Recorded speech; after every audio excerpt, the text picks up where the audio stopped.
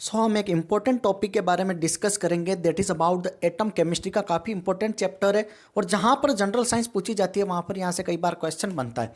So what is atom, परमाणु क्या होता है? इसकी डेफिनेशन कह रहा है कि smallest particle of any matter is called atom. किसी भी पदार्थ का सबसे छोटा रूप परमाणु कहलाता है, वही एटम कहलाता है। और एटम के बारे में दो थ्योरी निकल के आई थी, दो बंदों ने इसकी रिसर्च की। तो फर्स्ट रह जाता है इसका दैट इज डाल्टन और सेकंड है that is Bohr's model. Clear है?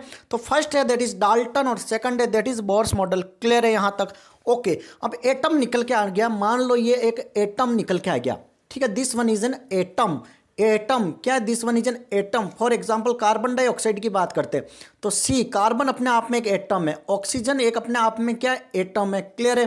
कैल्शियम ऑक्साइड की बात करते हैं तो ये कैल्शियम अलग से एक एटम है, ये अलग से एक एटम है।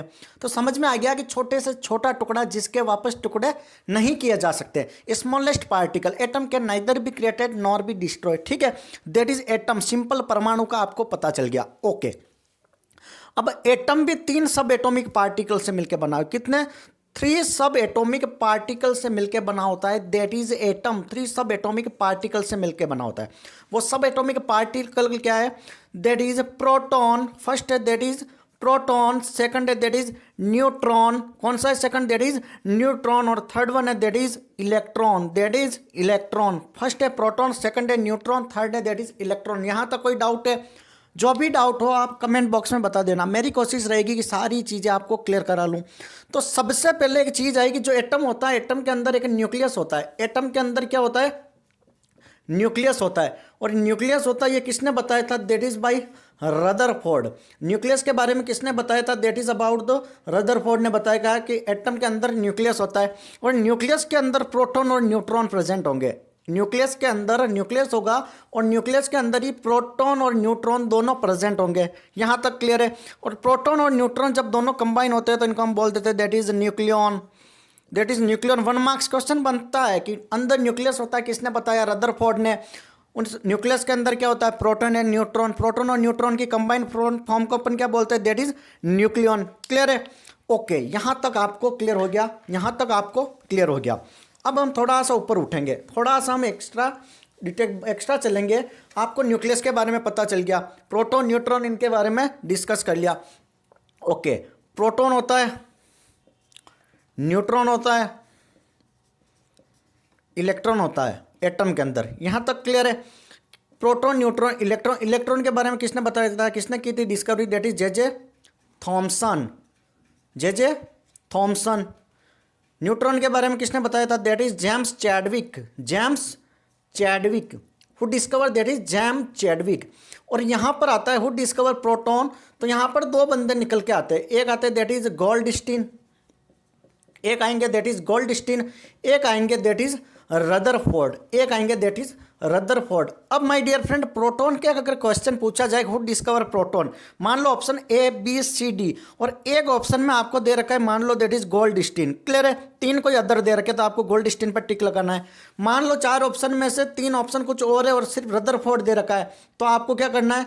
रदरफोर्ड पर टिक करना है। यहाँ तक क्लियर है? लेकिन कंफ्यूजन जब दोनों दिए होते हैं तो रदरफोर्ड की ऑथेंटिसिटी ज़्यादा होती है। कैसे? गोल्डस्टीन ने जो केनाल रे एक्सपेरिमेंट किया था, इन्होंने कौन सा किया था? दैट इज केनाल रे एक्सपेरिमेंट। यहाँ से भी क्वेश्चन पूछा जा सकता है। तो गोल्डस्टीन ने जो केनाल रे एक्सपेरिमेंट किया था तो इनमें इनको एक पॉजिटिव चार्ज नजर आया था। उन्होंने कहा दैट इज H+ हाइड्रोजन का होता है, इससे ज़्यादा उन्होंने कुछ नहीं बताया, इन्होंने पॉजिटिव चार्ज बताया। लेकिन रदरफोर्ड ने क्या कहा कि जो पॉजिटिव चार्ज होता ना वही तो प्रोटॉन होता है। वैसे तो डिस्कवरी गोल्डस्टीन ने की, लेकिन ये इसको पॉजिटिव चार्ज को एक नाम नहीं दे पाए तो ये नाम दिया था दैट इज रदरफोर्ड। रदरफोर्ड ने कहा कि ये प्रोटॉन है और इन्होंने एक और एक्स्ट्रा चीज़ बताई कि proton of hydrogen is present in all other atom. जो भी अदर एटम है उनमें हाइड्रोजन का एटम प्रेजेंट होगा। ऑक्सीजन, नाइट्रोजन, कुछ भी उठा लो, कोई भी एटम उठा लो, उसके अंदर हाइड्रोजन का एटम हमेशा प्रेजेंट रहेगा। क्लियर है? ओके। नाउ नेक्स्ट, प्रोटॉन पर जो चार्ज होगा that is positive charge. Proton पे होगा पॉजिटिव, न्यूट्रॉन पे होगा 0, न्यूट्रॉन पे कोई चार्ज नहीं होगा, इलेक्ट्रॉन पे होगा that is negative charge. 1 marks question यहाँ से कुछ भी पूछा जा सकता है कि विच चार्ज है neutron, positive, negative, 0, don't know. तो न्यूट्रॉन पर 0 चार्ज होगा। क्लियर है यहाँ तक? ओके। नाउ नेक्स्ट क्वेश्चन बनता है कि सारे एटम के अंदर प्रोटॉन, न्यूट्रॉन, इलेक्ट्रॉन होगा। आपको पता है ना केमिस्ट्री इज पूरी एक्सेप्शन से मिलकर बनी होती है। तो हाइड्रोजन, एकमात्र हाइड्रोजन ऐसा होगा जिसके अंदर कोई भी न्यूट्रॉन नहीं होगा। हाइड्रोजन के अंदर न्यूट्रॉन नहीं होगा, हाइड्रोजन के अंदर ओनली प्रोटॉन और इलेक्ट्रॉन होंगे। क्लियर है? और जितने प्रोटॉन होते हैं ना एटम के अंदर उतने ही इलेक्ट्रॉन होंगे, दोनों की क्वांटिटी इक्वल होगी। यहाँ तक कोई डाउट है? ओके। तो हाइड्रोजन के अंदर न्यूट्रॉन नहीं होगा। 1 मार्क्स क्वेश्चन यहाँ से भी पूछा जा सकता है। क्लियर है? अब बात करते हैं कि सबसे ज़्यादा हैवी कौन होगा। अब इन पर चार्ज भी तो डिस्कस कर लेते हैं, करेंगे। That is about the mass of neutron, proton, electron and charge on proton, electron and neutron. तो सबसे पहले मास की बात करते हैं तो न्यूट्रॉन का होता है 1.675 इंटू 10 टू द पावर -20 ग्राम। प्रोटॉन का होता है 1.672 इंटू 10 टू द पावर -24 ग्राम। इलेक्ट्रॉन का होता है that is 9.11 into 10 to the power -28 ग्राम। जो प्रोटॉन का मास होता है वो इलेक्ट्रॉन के मास का 2000 टाइम होता है। कितना? 2000 गुना। क्वेश्चन यहां से पूछा जा सकता है। 1 मार्क्स का क्वेश्चन, 2000 गुना होता है प्रोटॉन का मास। प्रोटॉन और न्यूट्रॉन का मास लमसम इक्विवेलेंट अपन 1 यूनिट मास मान के चलते हैं। क्लियर है? 1.675 तो अपन राउंड अप करके यूनिट मास मान के चलते हैं। Okay, now come to the charge. Charge की अगर हम बात करते हैं तो प्रोटॉन पर चार्ज होता है plus 1.6 into 10 to the power -19 coulomb. Charge मतलब क्या होता है? दैट इज, हिंदी में बोलते हैं इसको आवेश। हिंदी में क्या बोलते हैं चार्ज को? आवेश। क्लियर है? तो प्रोटॉन में पॉजिटिव चार्ज, इलेक्ट्रॉन में नेगेटिव चार्ज, बाकी वैल्यू सेम होगी, मैग्नीट्यूड सेम होगा, सिर्फ साइन का चेंज होगा कि प्रोटॉन के लिए पॉजिटिव, इलेक्ट्रॉन के लिए नेगेटिव चार्ज। इससे ज़्यादा कोई भी चेंज नहीं आएगा। न्यूट्रल साफ ही पता चल रहा है, तो न्यूट्रल पे कोई भी चार्ज नहीं होगा, no charge.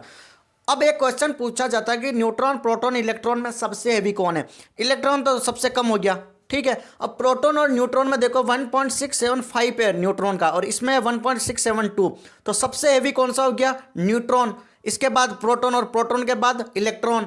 Same penetrating power की बात करते हैं तो पेनिट्रेटिंग पावर न्यूट्रॉन की सबसे ज़्यादा होगी, इसके बाद होगी प्रोटॉन की और इसके बाद होगी दैट इज इलेक्ट्रॉन की। क्लियर है यहाँ तक? दैट इज मास और चार्ज का आपको बेसिक पता चल गया। ओके, ये पता है अंदर न्यूक्लियस होगा, न्यूक्लियस में प्रोटॉन और न्यूट्रॉन होता है। तो मास ऑफ एटम क्या होगा? टोटल मास ऑफ एटम क्या होगा? अब एटम के अंदर क्या अपना प्रोटॉन भी है, न्यूट्रॉन भी है और इलेक्ट्रॉन भी है, तीनों चीजें प्रेजेंट है। तो अब मास ऑफ एटम तो तीनों का कैलकुलेट करना चाहिए ऐड करके, लेकिन इलेक्ट्रॉन एक तरीके से नेग्लिजिबल होता है। नेग्लिजिबल होता है तो अपन mass of proton plus mass of neutron is equal to total mass of atom. Clear है? यहाँ तक क्लियर है? और ये जो रेडियस होती है ना न्यूक्लियस की, ये पूरे एटम के कंपैरिजन में काफ़ी कम होती है। क्लियर है यहाँ तक? ये इसके कंपैरिजन में काफ़ी कम होती है, लगभग मान लो 1 लाख रेशियो 1 लाख रेशियो 1 का चलता है। That is mass radius of atom ratio radius of nucleus. Nucleus की रेडियस इनके बीच में 1 लाख होती है एटम की और न्यूक्लियस की रेडियस रेशियो 1, इतना गैप चलता है। क्लियर है? आई थिंक आपको बेसिक पता चल गया होगा। That is about the mass and charge on electron. Thank you so much. Channel पर नए हो तो लाइक शेयर सब्सक्राइब जरूर करें।